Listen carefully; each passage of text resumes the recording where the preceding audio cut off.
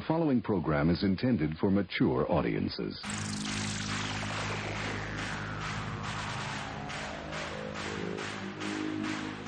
What do you say we have a rock and roll party? You're listening to Basically a Sports Show. Follow us on Twitter at Basically Sports. Subscribe to our podcast on iTunes. And check out every episode of the show at basicallysports.tumblr.com. Now here's your hosts, Zach, Greg, Mike. And you're listening to Basically a Sports Show.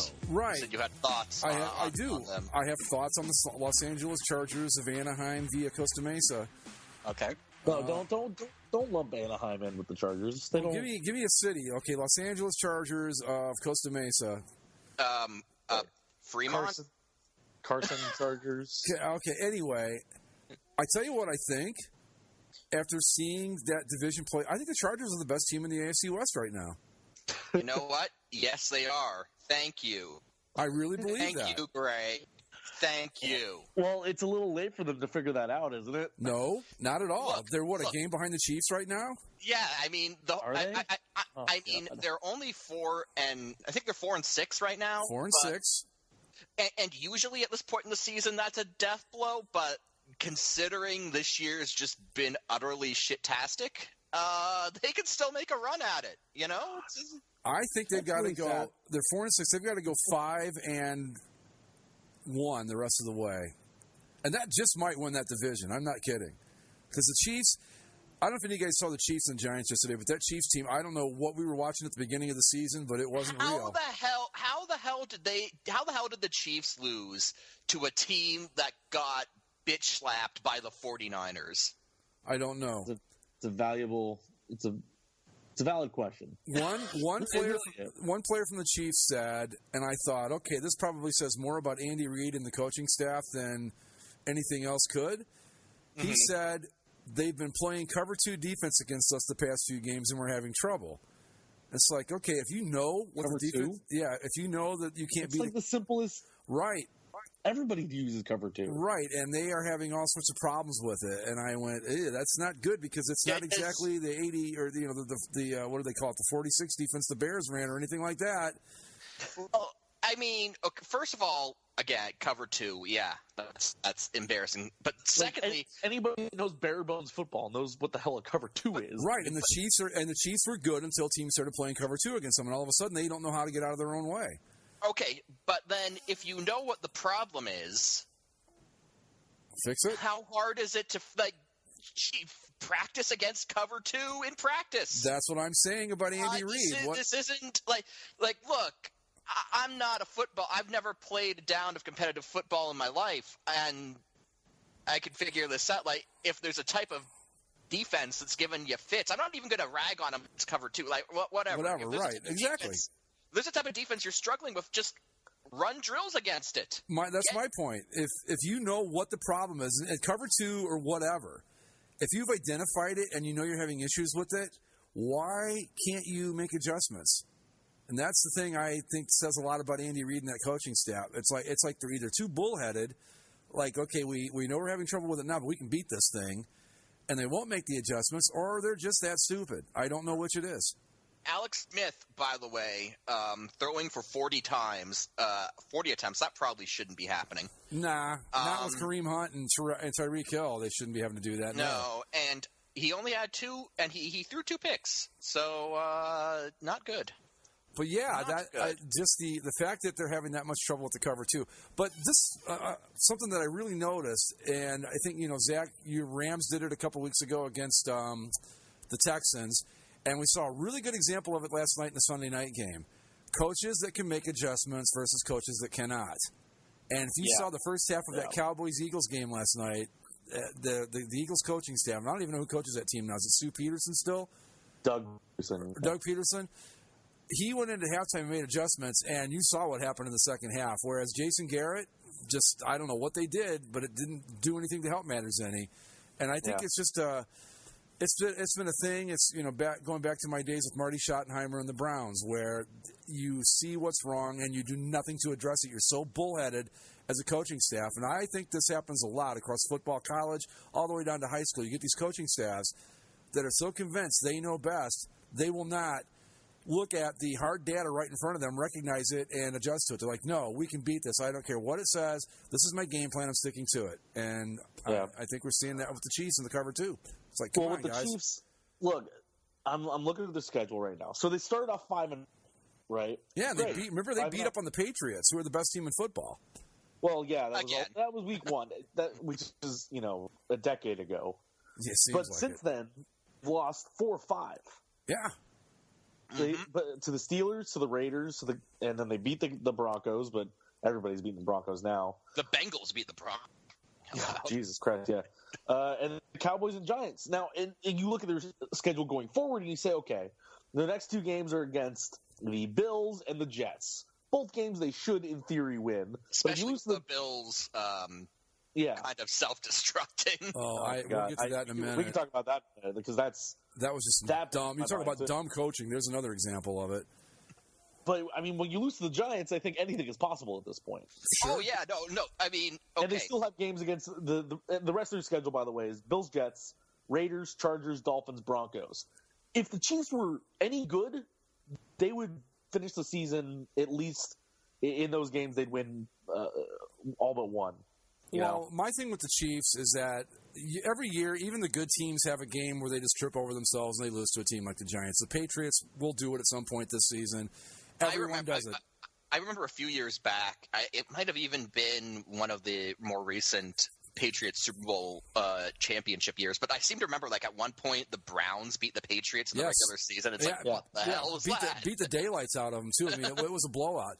Yeah. And you go, okay, good team, bad game, happens every year to every team. But that's not what happened with these Chiefs. They were good until they weren't. And when they weren't good at all. And they were good until someone figured out, let's just run cover 2 against them and see what happens. Right.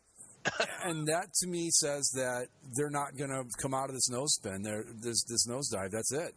Because they shouldn't be doing this. I will allow the occasional clunker here and there, because even the best teams have them. But the Chiefs, they're losing games that they shouldn't be losing, because they looked like just a juggernaut to start the season. Now, I don't know if that was scheduling, although, when you beat up on the Patriots, they beat some good teams, but, man, they are off the rails right now. And that's why I think the Chargers are the best team in that division. I know the Raiders aren't, and it's damn sure not the Broncos, so who you got left? Who you like? I mean, the Chargers, again, they're 4-6. They're only 2 games behind the Chiefs, and it's another season as a Chargers fan of thinking, what could have been if they just won those stupid fucking games earlier in the year that they should have won. And, it's like, oh, maybe if you guys had figured out how to kick a field goal at the start of the season, that would have been nice. If they had a competent kicker the first 2 weeks, they'd be 6-4 instead of 4-6. The game that's going to haunt you for the rest of the season, Mike, is that game against Jacksonville last week, where it's either going to be that game against Jacksonville, or it's going to be that game against, I want to say, Miami, where where they set the fireworks off after the field goal. Well, no, the Broncos game, if they kick that field goal, you go into overtime. So who knows? But so if you put it down to just the Dolphins game and the Jaguars game, hell, they only lost the Eagles by 2 points. Mm-hmm. But that's what we've been saying about them all season. They're talented. They have players on. That's what we've been saying about them for 3 years. Yeah, but they're finally in a position here where usually if memory serves, they usually kind of pull it together towards the end of the season. Well, this year that might actually benefit them, because that division has just fallen in on top of itself. Mm-hmm. And this might be the year where the Chargers can actually pull it back together, go 9-7, and win that thing. Didn't they do that a few years ago? They made the playoffs out of nowhere. It wasn't a few years ago. It feels like a few years ago, and then it's one of those things where it was like, oh, it was actually 9 years ago, and I feel old. But it was, I want to say 2008, where they was that the 8-8 year? That was the 8-8 year, yeah. No, they went 9-7 a few years ago and made the playoffs, because they kind of snuck in just like they'd have to do this year. I'm pretty sure. There was, I remember the 8-8 year was particularly funny, because that was the year Tom Brady got injured and the Patriots still went 11-1 and missed the playoffs. Yeah. Or 11-5. Yeah, 11-5. But that was fun. That was fun because, like the Broncos had this huge division lead, and then the Broncos lost, I think, their last 5 games, and the Chargers won their last 5 games to make it in, and it was but yeah, that was fun. And then later on, and then a few seasons later, yeah, Greg, you're right. They went 9-7 and snuck into the playoffs. And those Chargers seasons were always fun because they would always sneak into the playoffs in, like, the final week, and then they'd somehow beat Peyton Manning in the playoffs and then lose the next week. I want to say that's exactly what happened that year I'm talking about. They were. It was one of those things where, like, 3 or 4 teams were fighting for that last playoff spot, and the Chargers had, of the 4 teams, probably the 3rd worst chance to do it. But 2 things in front of them you thought are never going to happen both happened, and all of a sudden here they are. And then I swear they went out and beat someone they had no. It might have been Cincinnati. Now that I think about it, they beat Cincinnati. They beat Cincinnati. I think the last time they did it. Yeah, they beat Cincinnati, and then in the second round the Colts played them, I think. And right. No, I want to say it was the Broncos actually last time because I remember. Oh yeah, you're right. I remember the Broncos kicked their ass. It was like a particularly frustrating game to watch. But wasn't it like Cincinnati had gone 12-4 and had control of the AFC North, and here come the Chargers, basically backdooring their way in on 3 miracles that had to happen. They get all 3 of them, end up in the playoffs. And then they beat Cincinnati. And that was only a couple of years ago, wasn't it? No, that was the Steelers, that game where they had all the fights and stuff. But yeah. Well, to be fair, Greg, the Bengals have had a lot of, inexcusable first-round losses over the past few years. I think the last time they won a first-round game, they ended up going to the Super Bowl, and that was in 1988. Was that the Joe Montana one in, like, the last second? Yeah, that was the one. Second Super Bowl victory? They've been there twice. They played the 49ers both times, yeah. But that was the John Taylor with 39 seconds left game, yeah. But, yeah, anyway, my point being, though, that 2 weeks ago, well, they've been the butt of our jokes pretty much all season long, but all of a sudden I'm looking at that division and I'm going, that's the best team in it. And that's not to say they're a great team because I don't think they are. But when you compare them to everybody else, they're the best. To put to that point, I was at the Ducks game last night. They were showing Red Zone on the TVs in the hallway before the game, and I overheard some lady standing next to me saying, like, every time I see LAC on a scoreboard, I still think it's the Clippers. Yeah, we all do. Yeah. Yeah, and look, just because they're making a playoff run doesn't mean that they're not still the football Clippers, because I think they still are. No, they still are the football Clippers, but I think just to Greg's point that right now, and I don't want to say this hasn't been true all season, but I think that currently within the last few weeks, the Chargers of all the teams in the AFC West are the ones playing up to their full potential, whereas everyone else is just sort of slumming it. Okay, go ahead, Zach. I think on an even field, like, I guess based just looking at talent, the Chiefs, Chargers, and Raiders I'd put kind of at the same level in terms of talent. But I definitely think the Chargers – it's clear that the Chargers are the ones playing the best right now. Whether they will be in 6 weeks or whatever, that's a different story. But they are right now. Well, here's a question I would have. Looking at these teams as they stand right now, and let's say you're the Pittsburgh Steelers, and you've got to pick a playoff opponent. Your choices are the Raiders, the Chiefs, or the Chargers. Which one do you not want to play at this point? I'm saying, you know what? Give me the Chiefs or the Raiders. I don't want to play these guys because you don't know. I mean, Pittsburgh could easily beat them 51-10, but they could also go out and lose to the Chargers. The Chargers have become this volatile, unpredictable, talented team that you don't want any part of because you don't know what you're going to get.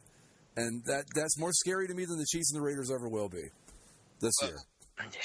Speaking of, though, this Chargers game, can we talk about the other team involved? Because What are the Buffalo Bills? Well, today they're idiots. What did they do? Where did they find this guy? Did they have a contest? And they said, you get to start for us if you a 500-word essay on why you love the Bills? Was this like an invincible sort of situation? He's a rookie that they drafted, and I guess in the 5th round. There's some coup trying to happen where they're trying to force Tyrod Taylor out. Why? So during the week when I saw that Tyrod Taylor had been benched, I was concerned for you, Mike, because I know your fantasy football hopes have been. Oh no, it's okay. I got Casey Kasem. Casey. Jesus, fucking A. and I'm probably going to win this week too. Yeah, so it's fantastic. Here's where Casey I'm at. And Casey Kasem and the who I don't even know who my defense is anymore, but it's good. It's good. That's what's important. They start this kid. Anyway, so the Bills start this kid Nathan Peterman. Right. I'm telling you, he was a contest winner. He filled out an essay, put it on their website, and they picked him, and he got to start at quarterback. That's 5 interceptions and a half. 6 interceptions, 6 completions on 14 attempts. Almost half of his attempts were interceptions. He threw one more completion and interception than I would have in the same exact spot. So I'm telling you. He threw a pick 6 on his first drive of the game. That's always a good Bills, which Tyrod Taylor, by the way, hasn't thrown a pick 6 for the Bills in the last 38 starts. He was so awful. The Chargers just, particularly Joey Bosa, just feasted on this kid and rode into an easy victory. Look, you always hear about they get out there and the bright lights and everything, and they freeze a little bit. This dude, I felt sorry for. It was like you could just tell he was in so far over his head. Again, I don't know that any of the three of us would have performed any worse. Well, here, listen. This is how long all the Chargers scoring drives were this season. Okay, so first you had the interception return, so that doesn't really count as a drive. 59 yards. 46 yards, 15 yards, 66 yards, 57 yards, 33 yards, 65 yards, 22 yards, and 58 yards. All pretty short. Yep. All pretty short. And one of those drives was a fumble return also. I also want to point out that when they put Tyrod Taylor back in, he went 15 for 25, 458 yards, and 1 TD, which isn't bad for only playing a half of a game. No, and I don't know what I know they got smoked by the Saints last week. I get that, and it was a bad loss. It was like 47-10 or whatever. But you don't make that kind of move off that kind of loss. That's one where you look at it and you just kind of throw out the film and say, we'll try again next week. That wasn't the fault of Tyrod Taylor that their defense gave up 47 points. How do you blame that on your quarterback? They were not going to win that game. You could tell right from the outset the Saints were on. You can tell. You can watch a game and you go, man, this is going to be ugly. You just know it right away. And that was one of those games. And to make this move, what was his name, Nathan Peterman? Mm-hmm. Yeah, I swear that's like a name that you would make up when you want to make the dorky kid the quarterback that saves the day in Varsity Blues 2, the sequel or something. Come on. I don't even know what school this kid went to. Pittsburgh? Pittsburgh. It was Pittsburgh, and he split between Pittsburgh and somewhere else. I'm trying to figure out where. But it wasn't entirely Pittsburgh. Pittsburgh and Tennessee. No kidding.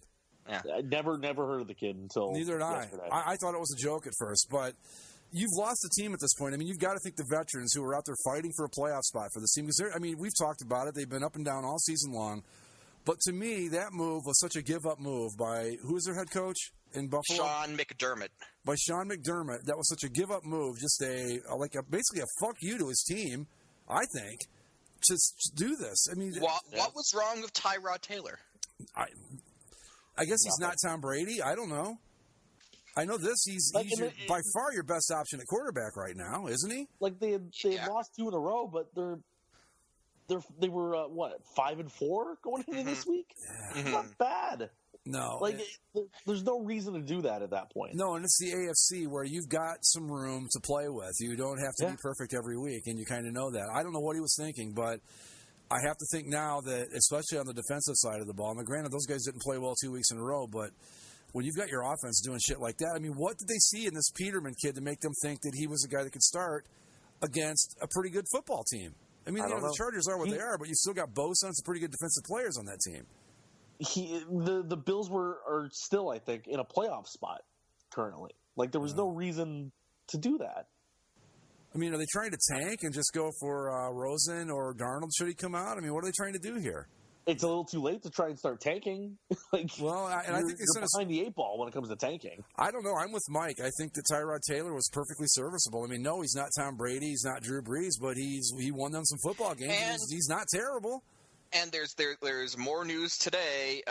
Bill's coach is still evaluating who will start at QB. Wow, then you are just a fucking moron. If you can look at that, have to evaluate between those two. Yeah. Yeah, come on. If you saw one quarterback throw 5 interceptions and a half. And a half. The other one score 2 touchdowns, one running, one throwing. Do you know how hard that is to do? I don't think there's much of a choice to make here. No, there's not. But do you know how difficult it is to throw 5 picks in one half of football? You know how bad you've got to be to do that? Here are some choice quotes here from Sean McDermott. Quote, I own the decision. As I said yesterday, I don't regret the decision. I do regret the result. You think? That makes no goddamn sense. I don't regret the decision. I regret the result. Okay, I guess you don't regret the decision because you were trying something there, but...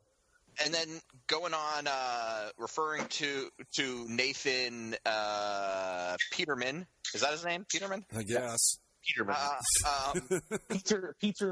Peterman. One game is this is, again, Bill's coach, Sean McDermott. One game is not going to define Nathan or his career. Young players go through it. And you saw some of it yesterday, and I put that on myself. Here's the thing, Sean, Mr. McDermott. The only thing I will remember Nathan Peterman for in his entire career is that he threw 5 interceptions in his only half of professional football. That's what I'm going to remember about Nathan. I heard on Dan Patrick today they were talking about John Elway being not so great in his first NFL game. Yeah, but he wasn't 5 interceptions and a half bad. Not only that, but he was John Elway. You knew he was going to be good. It was like, okay, yeah, he had a bad start, but we know this kid can play. I don't know you can say that about Nathan Peterman. We look at him and go, okay, he had a bad, rough start, but hey, look what we've seen, what he can do in college and in practice and in the preseason, we're going to be fine. I don't think it's the same situation here. This kid's bad, and I don't think he's going to get any better. It's not the same. It's a false equivalency that people were using, comparing his bad start to like Elway or Peyton Manning got off to a rough start, I guess. And yeah, that's all true. But Peyton Manning, John Elway, these were sure things. Andrew Luck, sure things. This guy's anything but. I never even heard of him until yesterday. No idea who he was. Yeah. No, it's... By the way... A moronic... maybe the dumbest coaching move of the season, I think, so far. Oh, yeah. And in any league that includes the Cleveland Browns, that's always tough to get. But we've got, by the way, Nathan Peterman's final passer rating was 17.9, which is still not quite as bad as, I think, like week 1 Andy Dalton. So, I mean, he's got that going for him, I suppose. Yeah, all right. You're a little bit better than Andy Dalton on his worst day. That's something, I guess. And then, of course, the top story on Fox Sports for the Buffalo Bills page is Buffalo Bills quarterback switch backfires. Well, this is the understatement of the 2017 season. I mean, and again, it's not like they were in desperate straits and needed a spark. 5-4 in the middle of the playoff hunt. Things are going well. Things are going, better than they could be. So just stick with it. But I don't get these coaches that I think it was a panic move or a reassert my control over the team type move. All I know for certain is it was a really dumb move. It was either it's one of two things. Either it was a incredibly stupid overreaction to the loss of the Saints. Yeah. In which and again, someone I've never coached football, but I have to think that if you're a coach at the NFL level, you should be above making rash decisions like that. Yeah. If it wasn't that, then for whatever reason, the Buffalo Bills coaching staff just doesn't like Tyrod Taylor, and they used like the slimmest of excuses to get him out of there. But I don't. But even I have to think, even if they didn't like Tyrod Taylor for whatever reason, after seeing what happened last week, you've got to say, "Yep, we were wrong." Wouldn't you think too that you would? I mean, why wait for 5 interceptions? I think 3 would have been enough to get the job done for me before I yanked the guy. I mean, I don't even get it. I still love that, though. I don't regret my decision. I regret the result. Well, yeah. Fair enough, I suppose. Ridiculous. I just thought it was just a really, really dumb move, and I don't understand it. And I think he lost the team, and if the Bills did have any spark left, it's probably gone now. Yeah. But, hey, I don't run the show over there. So, anyway. Let's see. What else happened? Steelers rolled the Titans on Thursday. Yeah, that was not fun to watch. I got up my Titans jersey and everything for that one. Then friend of the show, Dennis, it sends me a thing on Facebook. How'd your irrational confidence work out? And I just said, well, about like it always does. I'm still not really. I still don't really grasp the Steelers. I don't know what they are. Like I've seen them. I don't think they're that great, but they're 8-2. They're kind of the AFC right now. I think they are a team that they've benefited from a pretty favorable schedule, and they're kind of like a Chargers team. I mean, they certainly got the potential to play well, but for an 8-2 team, they don't seem that good. Does that make sense? Mm-hmm. Yeah, like they don't impress me that much, but they're 8-2 and still holding the number 1 seed in the AFC at this point, I think. So who knows with them? I don't know what to think of them either. They're when they're hitting on all cylinders, they're pretty good, but it just looks like that at any point they could all fall right apart on them. If that makes sense. Yeah. I don't know. It's weird. No, I completely agree. And my Titans, well, what are you going to do? Again, still leading or still in a playoff spot right now. So good for them, I guess to be there.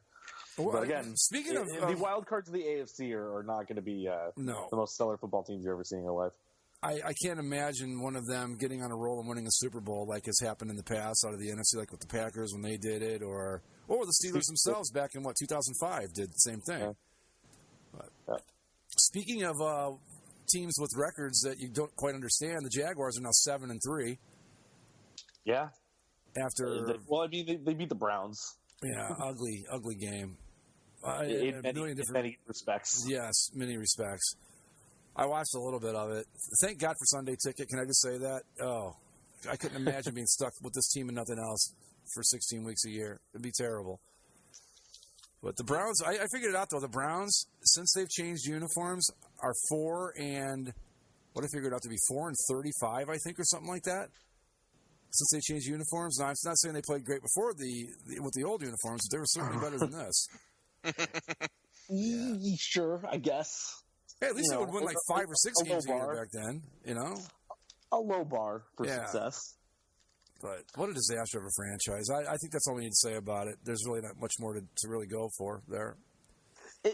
There's nothing to build on either, though. That's the thing. Well, did you hear this? I heard this today.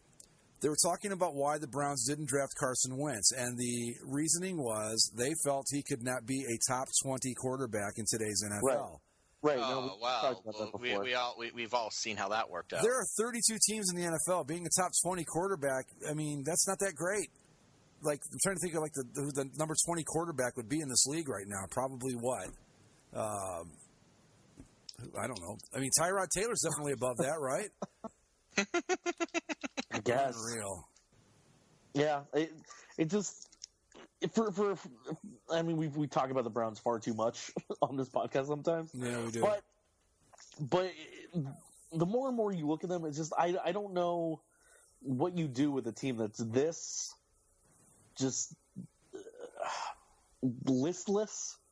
Well, like there's nothing to build on. There's no future. There's no past. There's no nothing. Because like as much as they want to say, well, we're trying to be the Browns of old, they're not that team. They're an expansion team. Would they be now? They're 17 years old. They came back in '99. Yeah, 18 years old. Yeah, 18-year-old expansion team that's done nothing. They made the playoffs one time.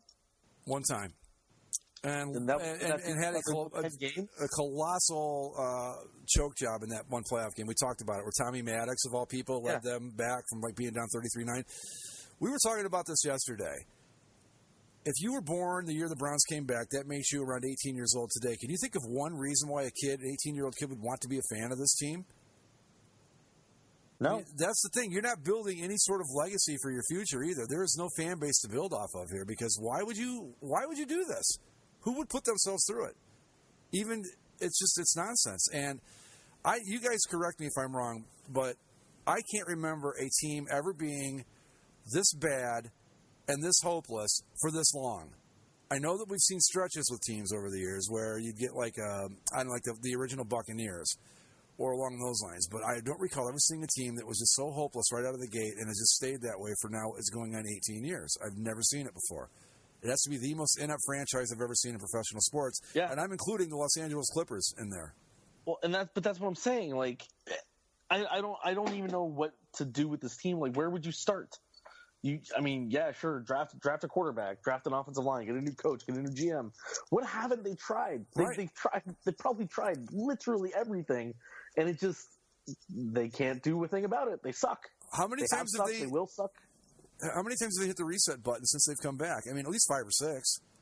Yeah, and that's conservatively. Change uniforms, and nothing's worked. All this stuff, yeah. I think that maybe I don't know how much stock people put into like karma and all that stuff, but maybe the worst idea wouldn't be changing your name.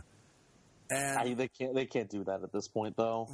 But you know what? I mean, leave the old Browns alone because. But who are they fooling 18 years in? Like, if they had done it back in '99, if they weren't the Cleveland Browns, if there was no Cleveland deal, yeah, I think the Cleveland deal might be the thing that's held this franchise back all those years. Could be.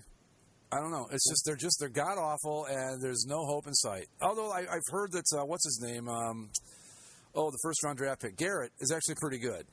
Yeah, he's. But do you want to build your entire franchise around a defensive end? Well, they built it around an offensive tackle for years with Joe Thomas, so why not? I don't know. Yeah, I guess. Let's move on. It's just too depressing to talk about. We could do an entire podcast on just how bad the Browns are. Let's talk about an important game over in the NFC. Rams-Vikings. The Rams scored on their first play or first offensive possession. Looked like it was going to be a roll, that they were going to score all the points like they usually did, but they were held down. They just kind of misfired on a lot of these plays.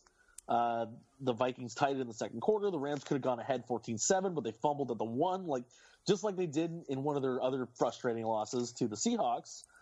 And they couldn't get anything going. Vikings scored 17 points in the fourth quarter to pull away and win this one, 24-7. A tight game until the fourth quarter, but for a team that's put up as many points as the Rams, it was a tough one to swallow. I think that it's very tough play. Minnesota's a tough place to play. I see a lot of good offenses go in there, and even before they were good like this, and just I don't know what it is. I know they're solid defensively and all that, but I've seen the Packers do this. I mean, I dread seeing that game pop up on the schedule because I know what's going to happen. They might win, but they're not going to do it pretty. The Vikings the defense is good. I think we've established that, and now it's looking like Case Keenum's going to be the guy that's going to take this thing home unless he gets hurt or just falls apart. Teddy Bridgewater, which is absurd to me. Absurd. But if I'm a Rams fan, I'm not too concerned about this. I mean, it's just one of those games. This is one, like I was talking about earlier with the Chiefs. This is one with the Rams. You go, okay, these games happen. Don't sweat it. We'll just keep right on rolling along. This is one that reminds me exactly about the Seahawks game, and it also reminds me of the first half against the Texans. Yeah, where it's like you're just you're not winning the offensive line battle. Like the defensive line was getting in on the Rams. Defensively, they just couldn't get off the field. A lot of third downs that they just let go by, and that's you can see as the second half went on, the defense was starting to get tired because look. In terms of what I took away from that game, and I've been on the Rams since before the season started. They were my pick to win the division. They're still my pick to win the division, by the way. Ram wagon. But at the same time, I think that what we simply saw. I mean, I think we saw two teams in two very. Well, not very different, but two teams in different states of kind of ascendancy. I think the Vikings are simply put a bit further ahead in that department. I think they got their rebuild on track quicker. I think that they're a bit further ahead. And I think that right now, at least, they're probably better than the Rams. And not to say the Rams are bad by any stretch of the imagination. The Rams have made huge strides compared to last season. I think they're a very good team, and I think that they'll continue to be a very good team. And if they don't win the division this year, they're certainly going to win it within the next 2 or 3. But I think that right now they're just not as good as the Vikings, and I think that's all it was. And I don't think this is I don't think this is a black mark against the Rams. I don't think this is an indictment that they're not as good as we thought they were. I think we just saw a football team between two good up-and-coming teams, and one of those up-and-coming teams happens to be a bit further along in the rebuild than the other one is. Yeah, and that's all we saw. And it's very, very well put, Mike. And I would just add that I think maybe if you play this game in L.A., you might see the exact same result going the other direction. I mean, I think these two, they're pretty equal. I think you're right in the respect that, especially defensively, I think the Vikings are ahead of the Rams and the developmental part of things. And they were at home. It's just, again, like I said before, this is one of those games you just go, okay, they're not going to go undefeated. They're not going to finish the season 14-2. They're still going to lose a couple. This is one of those games you just go, okay, they lost, no big deal. Vikings are a good team. My only question with the Vikings is how they keep doing it with Case Keenum. I just don't get that. It's entirely possible Jeff Fisher was just that bad. Yeah, but he was with Texas, or with Houston, too, but I don't know. Okay. Or maybe, who's the coach in Minnesota? Mike Zimmer. Maybe, okay, that's probably not it. I was going to say maybe he just found the right situation, the right offense, and this works for him. It helps. It helps, like in a game like this where the Vikings were running the ball effectively, so that you try to stack the box against them, and then it opens up lanes for the Vikings, who do have talented receivers. So there's that. It could be the simple fact that last season and when he was in Houston, he didn't have enough of a reliable run. No. I mean before that, right. Before LA, he was in Houston, but in both the Texans and the Rams, he didn't have a reliable running game that put too much pressure on him. It could just be a simple case of a lot of what goes into being an athlete is mental on some level, and it could just be a case of he got into a funk in LA, and maybe he just needed a change of scenery, and who knows? Maybe it's all just a real indictment on Jeff Fisher. I was going to say I think you got two things in play here with Case Keenum. I think that in Houston, and I don't remember when he played there. Was it 4 or 5 years ago? But yeah. He wasn't probably surrounded with the best talent there. I don't remember who the coaching staff was then, but if memory serves, it wasn't a very good one. So there's that. Then he goes to L.A., where, let's be honest, if the Rams have not completely exposed Jeff Fisher this year, then it's just never going to happen. But just to show how bad a coach he is, now he's just in a situation that works for him. He's got good talent around him. And, and having all that stuff it really helps if you're a quarterback, if you've got good receivers and a good running game, because you can be Joe Montana or Tom Brady on the Browns, and it's not doing you a bit of good because you got nothing to work with. So he's got weapons, and maybe we shouldn't be quite as amazed by this guy when you look at the situation.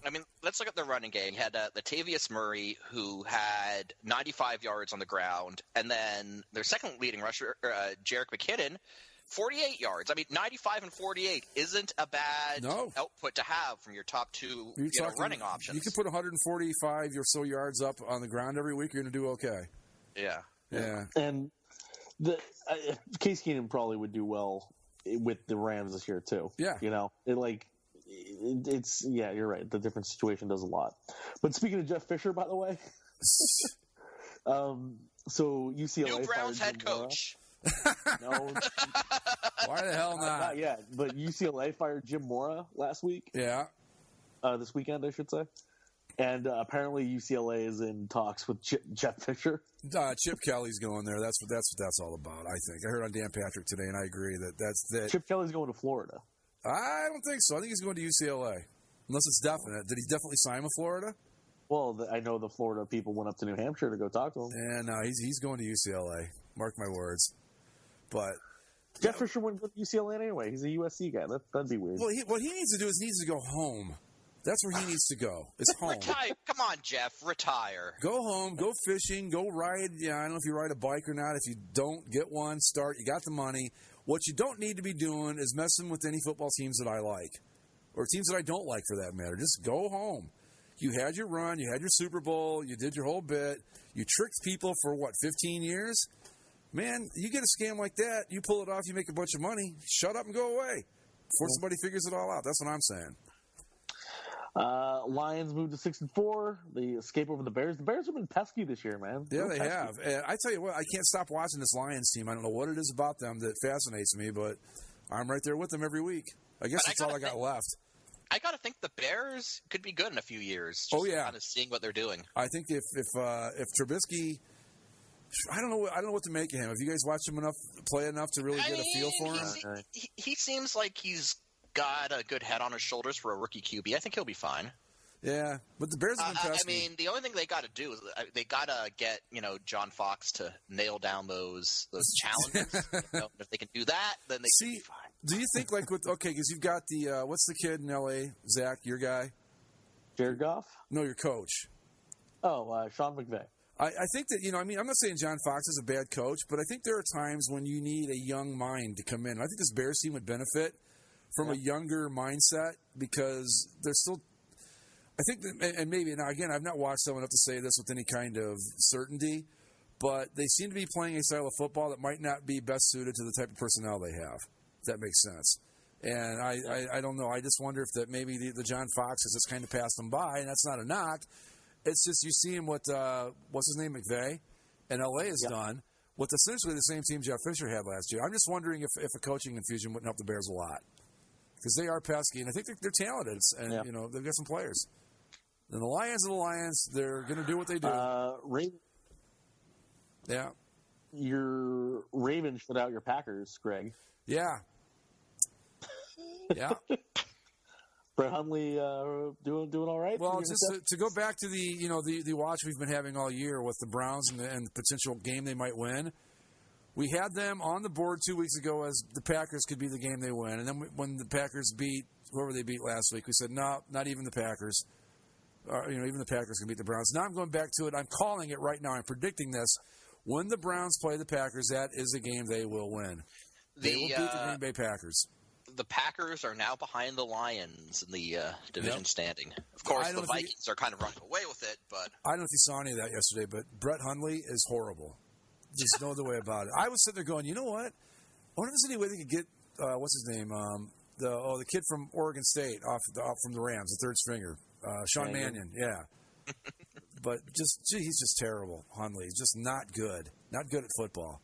No, very, very not good at football. But you know what? This also exposes Mike McCarthy because now you can really see what I was talking about.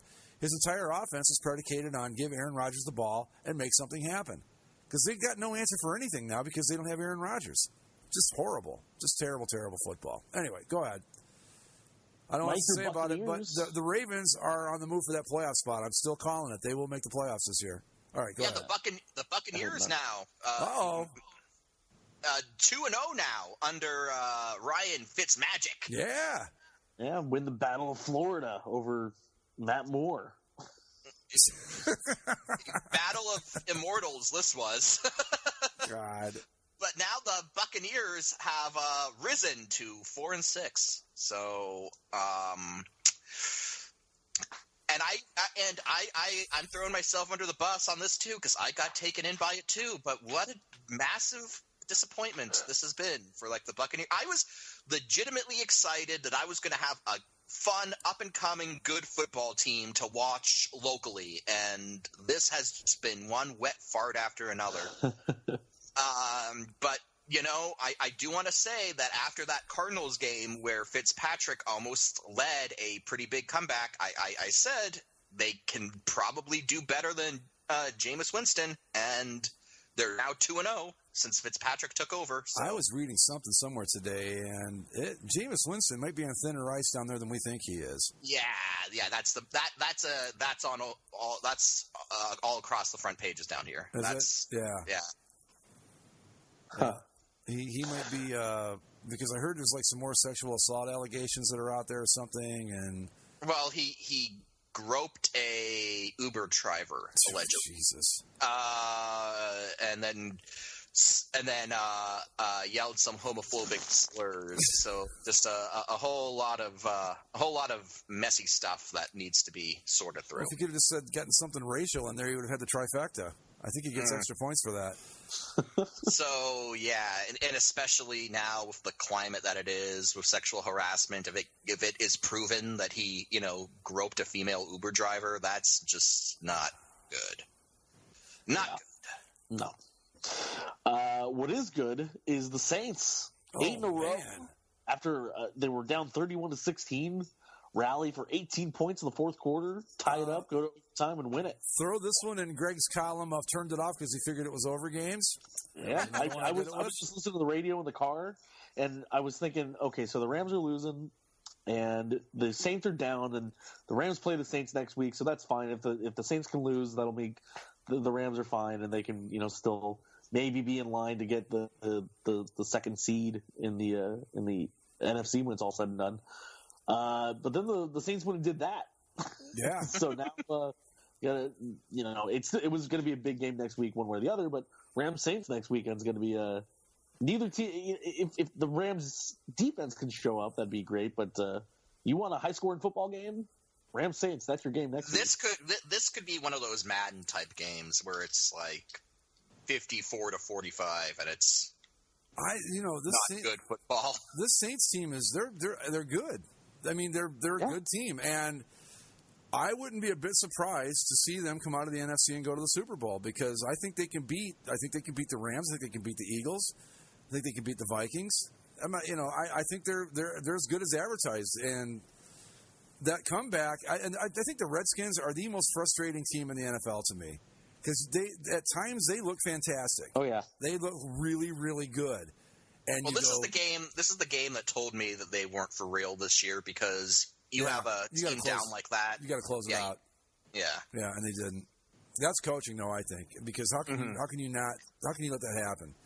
But they're just frustrating to me because I've seen them play and they look so good. And you go, man, this team's really something. And then 10 minutes later, they're blowing a 16-point lead. I don't know what to make of them. But the Saints, they're good. Is that Rams Saints next week, Zach? Yeah, next week at the Coliseum. Ooh, that will be a good one. That'll be a good one. I hope the Saints don't do the all-black thing. Yeah. Anyway, because they will be wearing their home uniforms. So, black and gold over that. That very close to being a good-looking game if the Rams had their shit together. Anyway. Yeah. Texans beat the Cardinals in a game of two teams that are screwed. Yeah. The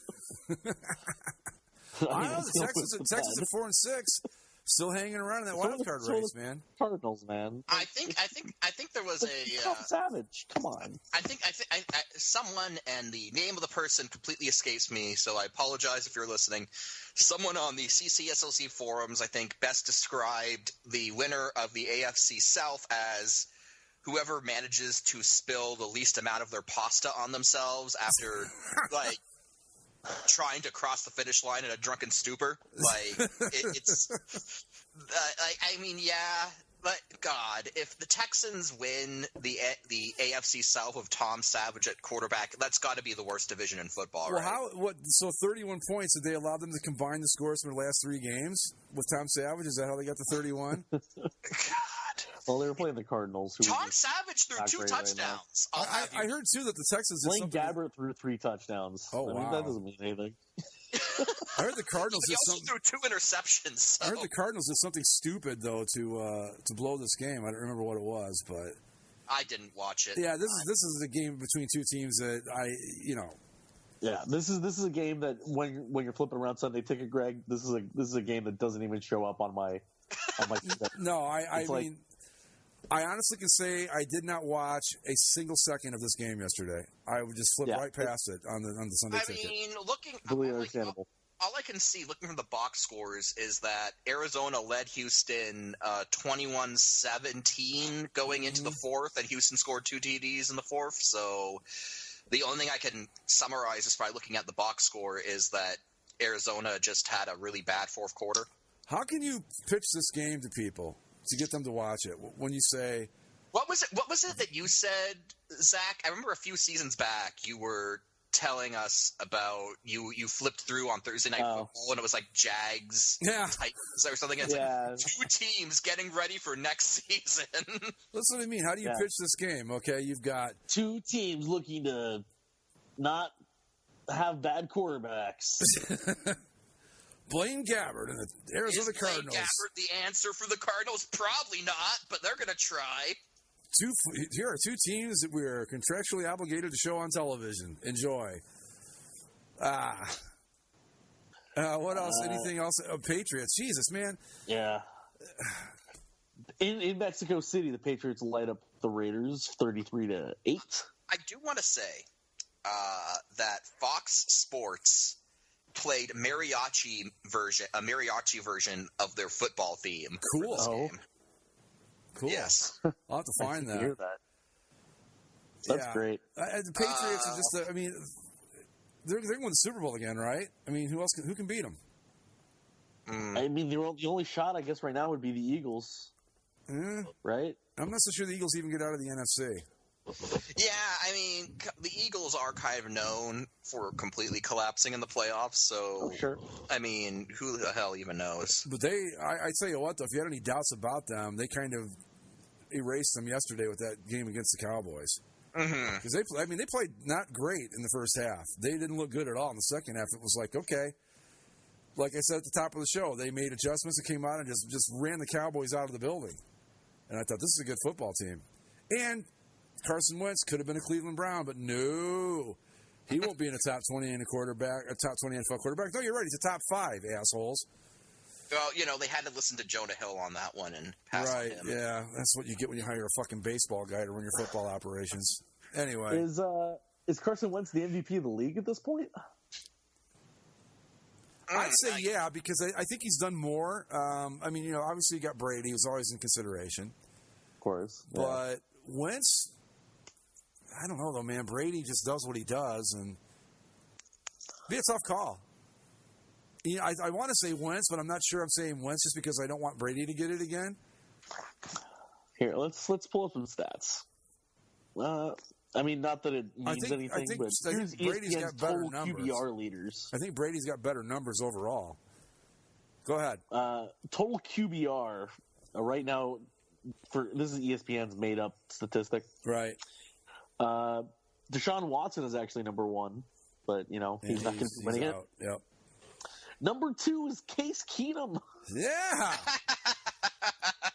The quarterback for your Chicago Cardinals CFA team. I don't think that they could rightfully give it to him.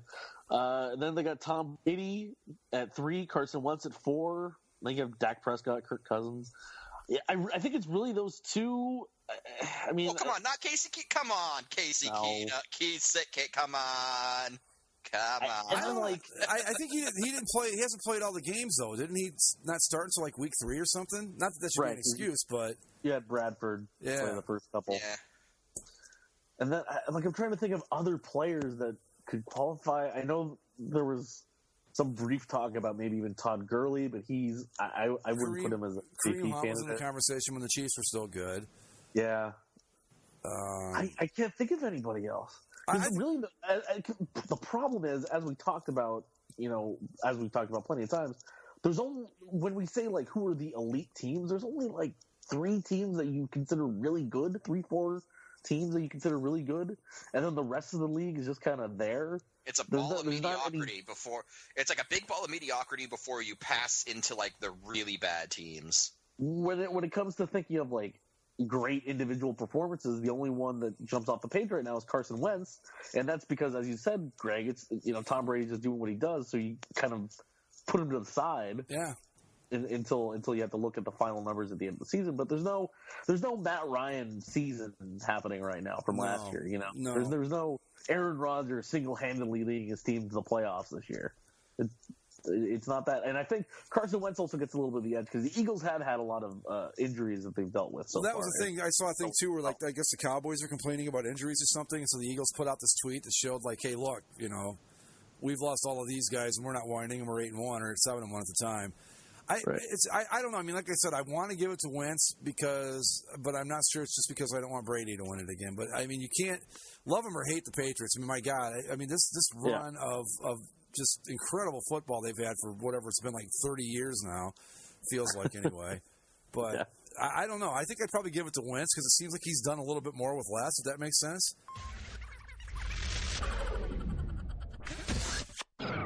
So what do we got here? We've got some basketball jersey alchemy. All right. That's always good. These are the new, what are they called? The City Edition? City Edition. Is that one of the 4? I thought we Yes. had. Okay. Yeah. All right. Well, we have the Association, Icon, City, and Player. Right. That sounds about right. Yeah. Yeah. But of course, home and road and alternate just was not going to cut it anymore. It's not cool. Come on. Yeah. That's like old fuckers say stuff like that. So these are all mock-ups from over Conrad. at the mothership, Conrad Burry. He's included a confidence level on the jersey color, word mark, number, and the top stripe. I don't know how these numbers are calculated, by the way. Like, for example, the confidence level for the word market number for the Atlanta Hawks is 90%, but it's only 75% for Boston. So who makes? Oh, you know what? I think he did. I think this is his confidence level and how right he is about the jersey. Correct? Oh, okay. Yeah, I just figured that out too, Mike. Yeah. I thought it was Nike okay. Right, which would have been great, right? Look, after the alchemy bullshit, right. Can you blame any of us? Right. I thought the same thing, but then I was looking at it, I'm like, no, this is his confidence level. Yeah. Okay. So some of these are a lot of sublimation going on there, right? So Atlanta is an old trying to take on the old 70s look. Yeah, the 70s look. Yeah, it's a modernized 70s. version of that with black as the jersey color, and then Volt. I'm going to be honest. I kind of like this one.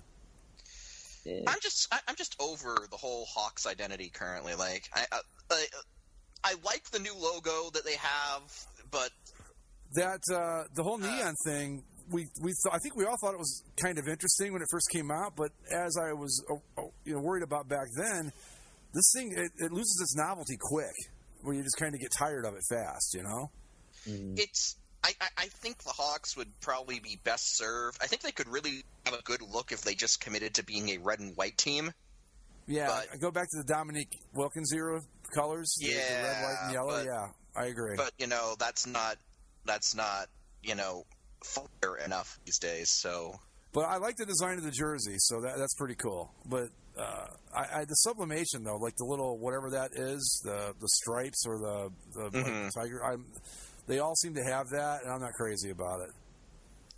I don't know if that's a tiger stripe. I think that's just that's like a ripple in the jersey. Oh, that's okay. Just the template. Yeah. All right, I got you. So that's not actually going to be. Oh, okay, no, because you can see the parquet in Boston here, and they wouldn't throw those over top of that.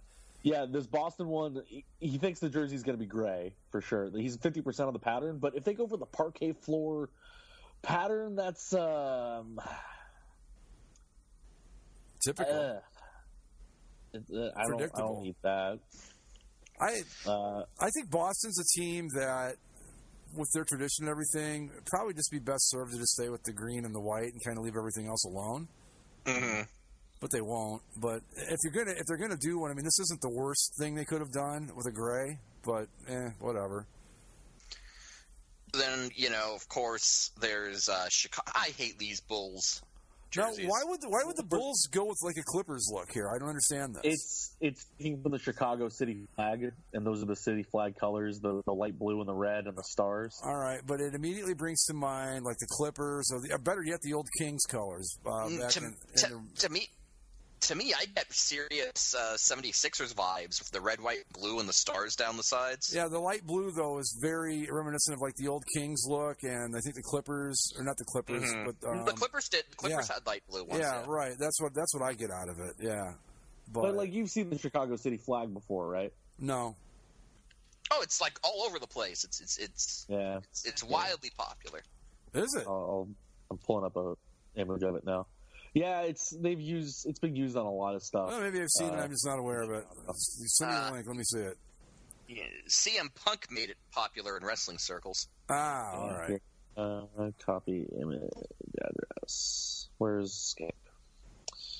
Where's the messages? So many buttons. Okay, let me take a look at this bad boy here. No, I'm not. Honestly, I'm not familiar with that. Yeah, that's the Chicago City flag. Okay. light blue, red stars. I mean, it's an okay design and all that, but it is just so derivative of a couple other teams. I'd kind of stay away from it if I were them. Yeah. I don't even want to talk about this Nuggets one because it's so goddamn boring. Well, can we get past the picks, the pickaxes with the Nuggets? Isn't it? Can we move on from that finally? We get it. It's okay. Yeah, you're the Nuggets. We understand and blah blah blah. But can't you come up with anything better than this?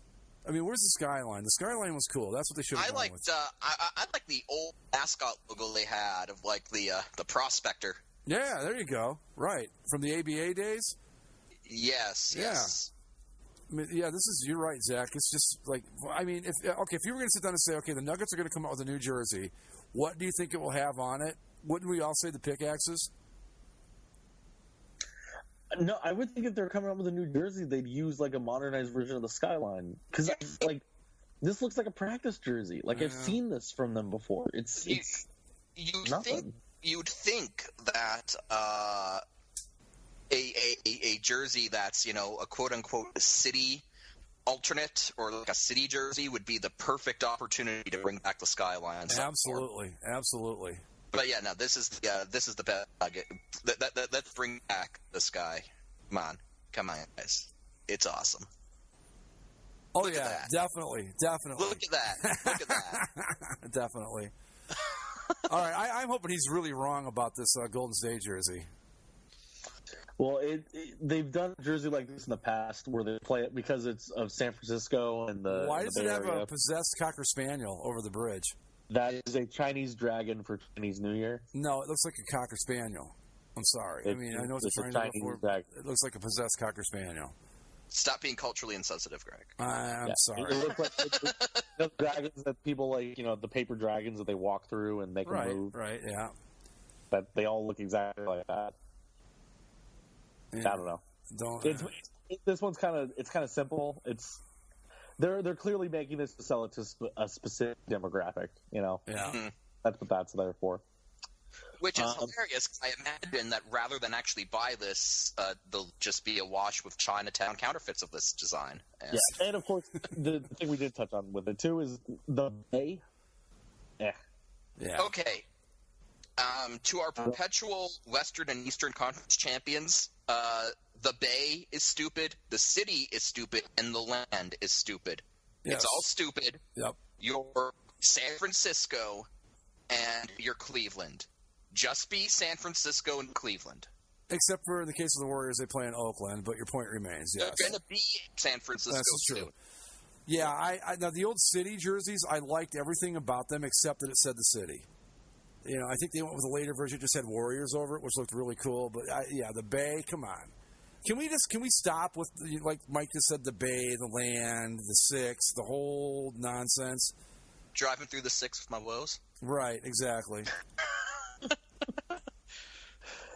This Lakers one would have made sense 4 years ago. 10 years ago. Well, it would have made sense. They still had Kobe Bryant on the team, so for them to make a Black Mamba jersey now was like, you missed your shot. Like, this would have been a cool jersey to sell in the store when he was playing, but this is not something. So again, this isn't a visual medium. It's a regular Lakers jersey, but it's black with sublimated snakeskin. Yeah, and it looks I honestly, if it was just black and gold, I'd like it. The snakeskin I can do without. I don't like that sublimated shit anyway, though. I never have. To me, it just makes. It makes any jersey it's put on look trashy. Yeah, it gives it that knockoff Walmart feel. Like it gives it a Walmart feel, or it looks like something that like someone's grandma would wear in a tracksuit or something. It just right. It doesn't look good. Oh, here we go. Look at this Magic jersey. Oh wow! No, I'm only 25% on the pattern though, so that might not happen. But it's sublimated like it's outer space, like a nebula. Yeah, which I really don't know what has to do with the Magic, but okay. Well, there's stars in the Magic logo. Yeah. This looks like something that Neil deGrasse Tyson would wear as a vest or something. So if you're familiar with him and you know the clothes he wears, you know exactly what I mean. Not great. but his confidence level is low on this one, so maybe we won't see it. Oh, I hope it happens. Oh, is this Toronto? Yeah, this is Toronto. Boy. I feel a deep sense of shame over this one. I don't blame you. I don't blame you. Because, like, for the longest time, all right, Toronto had the whole We the North thing, but they never put it on a jersey.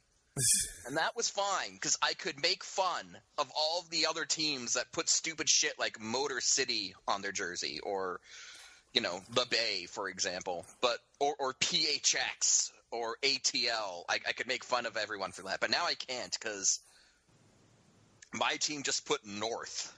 Well, they threw a 6 on there, too, which is nice, the 6. I will say this. I like the colors. I think it would be a good Drake colors. I like the color scheme. I think that's in honor of our global ambassador and supreme overlord. I like the colors, but, yeah, that North is pretty stupid. It is. It really goddamn is.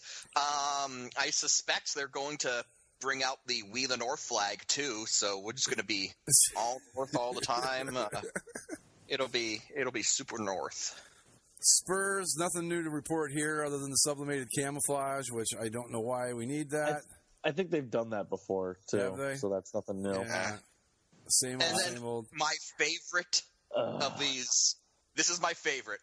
I hate this. I love this so much. I love it so much. It's the Washington Wizards, and formerly the Bullets. It's a white jersey. They desperately want to be again, by the way. I just want to point that out. You know why? I mean, I don't with know. a red, white, and blue trim, and then the word mark says a tiny "the" on top of the D in district in blue under, and then under it in red of Columbia.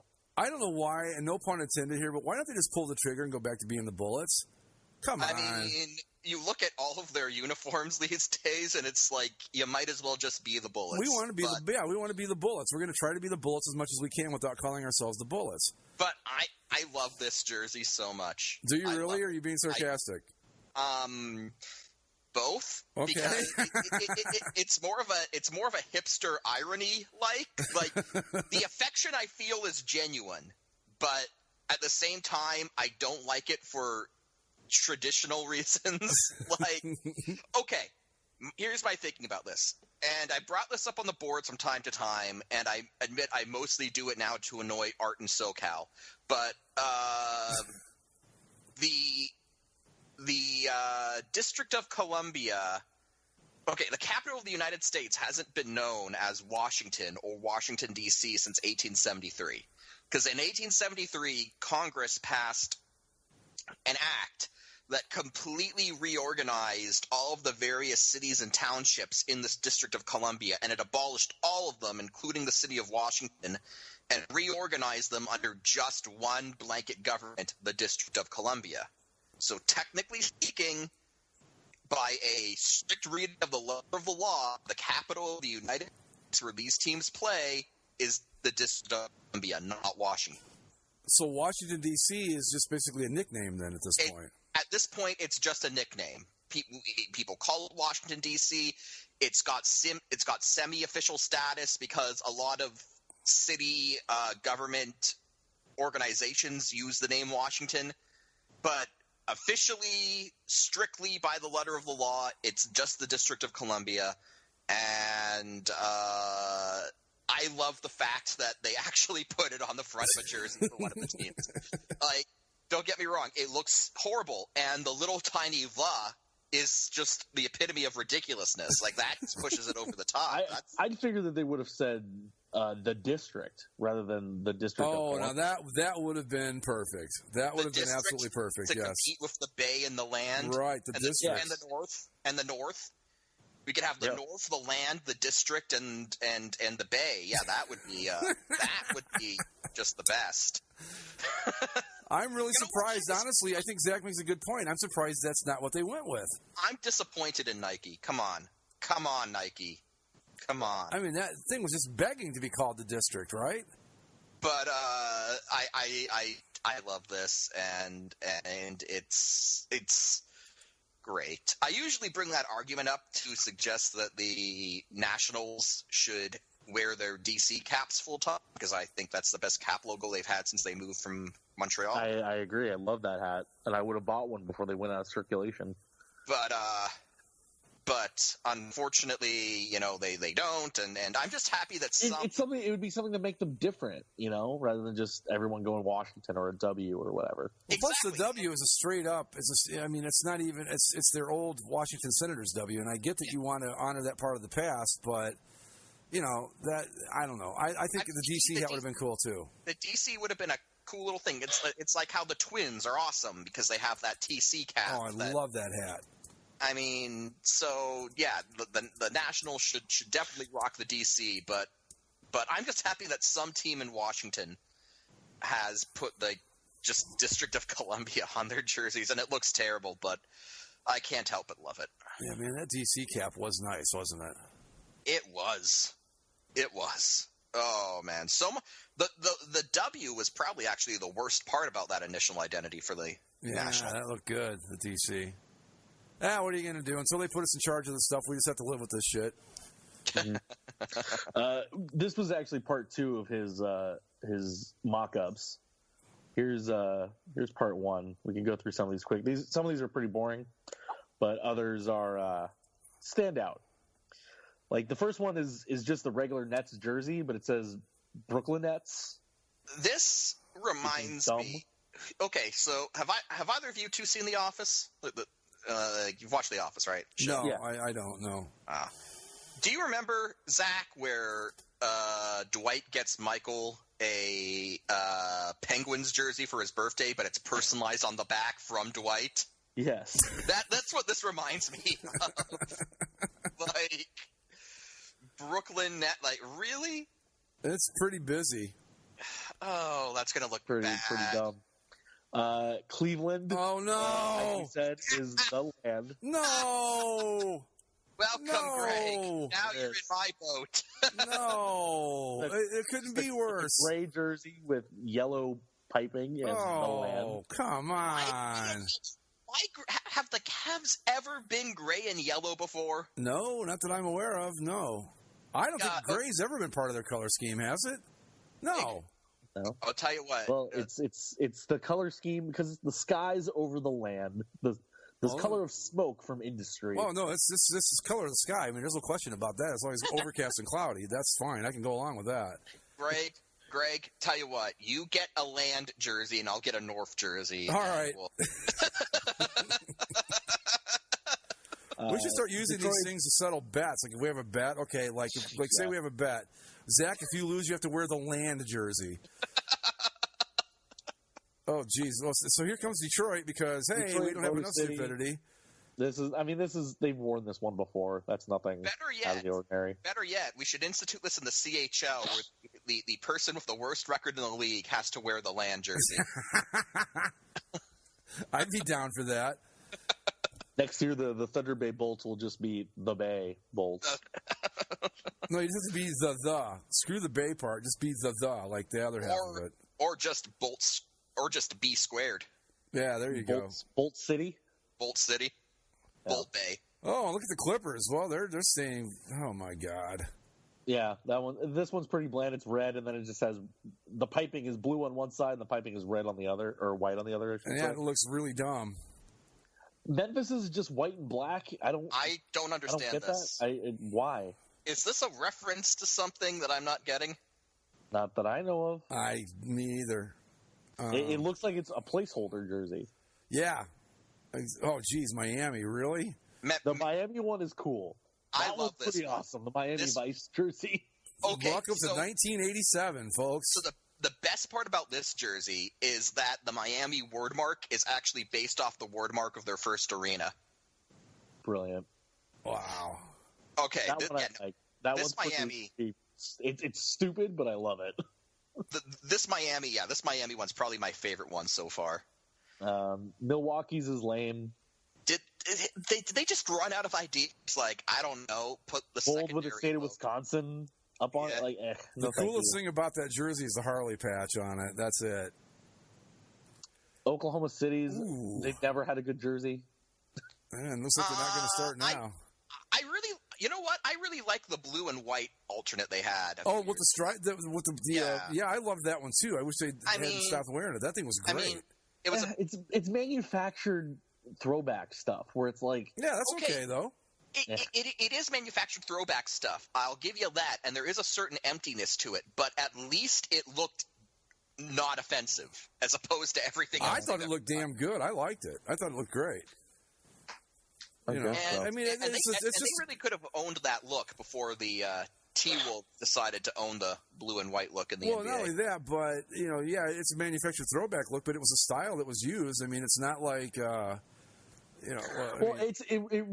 it reminds me of is the Tampa Bay Rays 70s throwback that they have. Yeah, where it's like you didn't exist, and I get what you're trying to do, but you guys have no idea how popular that stuff is around here. I bet it's really popular.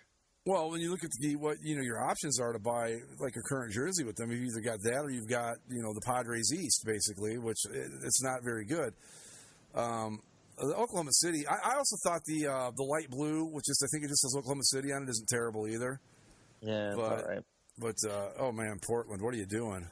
Rip City. Rip City's their thing, and then they're buying into the hipster aesthetic of the city with the plaid. Yeah, the hipster thing. Like again, Rip City was a nickname coined during a loss. So okay, Portland. I think we need to somehow find a way to work all of the land, Rip City, the North, the whole bit into the glorious tournament of victory somehow. There has to be a way to get all those in. Maybe as one entry, I'm not sure, but. Or maybe 1 year renaming of all of the divisions. Oh, there you go. That's a good idea. Or the regions. Yeah. Sacramento's is, again, stupid. Kind of uninspired.